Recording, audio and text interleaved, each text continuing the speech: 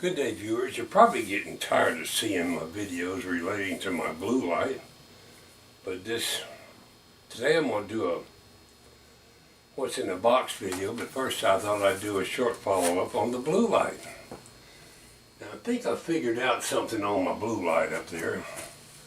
I hung it up just now on a nail up there to get it on the wall, and when I did, the weight of it hanging there made me lose connection with the top light, and when I did, the bottom light started flashing. So it leads me to believe that the bottom light is a safety. So say your bulb burns out on your top light, then the bottom light would come on and start flashing. I don't know that for a fact, but it makes more sense to me than having them both flashing at the same time. One light's better than no lights. So I'm going to assume that that bottom is not supposed to come on unless the bulb burns out or loses connection on the top light. Because it sure came on and started flashing for a little bit on the bottom light. And I want to take this opportunity to thank my many friends and viewers who took the time to go on and Google and various search engines and search for me. It was greatly appreciated. Now I sent an email, my email to them.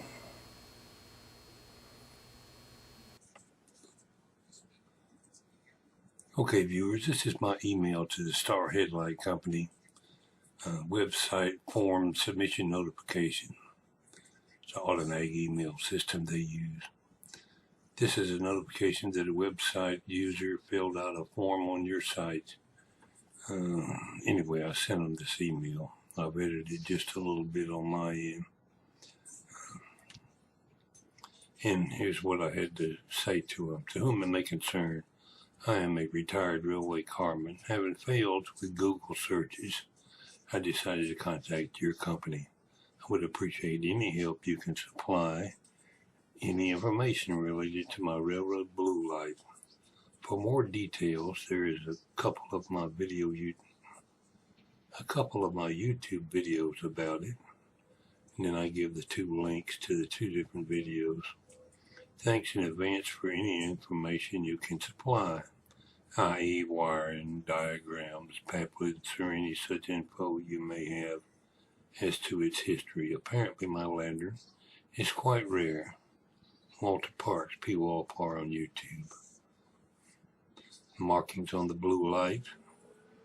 Star flasher transistorized warning light, model 875RR, circuit number S8070.22A, Star Headlight and Lantern Company, Honeywell Falls, New York, SAE 51AT68, 6R9. My reply from them came this morning, and here's what they had to say. Okay, the reply I got today on my email that I sent to the Star Headlight Company, the reply came this morning. To Pwalpar, Star Headlight built these in the early 60s. There are not many still around. This is a nice find. We have one here at the factory that is not even as good a shape as yours is. The bottom light head is missing from ours. So mine's probably the only one still around that has the bottom light with it. Unfortunately, we do not have any information on the drawings, schematics, and etc. Instructions and etc. Good luck. Dan Bukosic, Customer Service, Star Headlight Lantern Company. Well, Dan, I appreciate your reply. And it's Pwalpar, thanking you very much for your time. Okay, viewers, that's the conclusion of my emailed follow-up. Your comments are welcome. Any additional information about the blue light is welcome. So I appreciate the fact that they took the time to answer my email, and I thought I'd share that with you. And my light will be hanging here in the railroad corner somewhere from now on. So such time I decide to go out and work a train, I'll take it with me.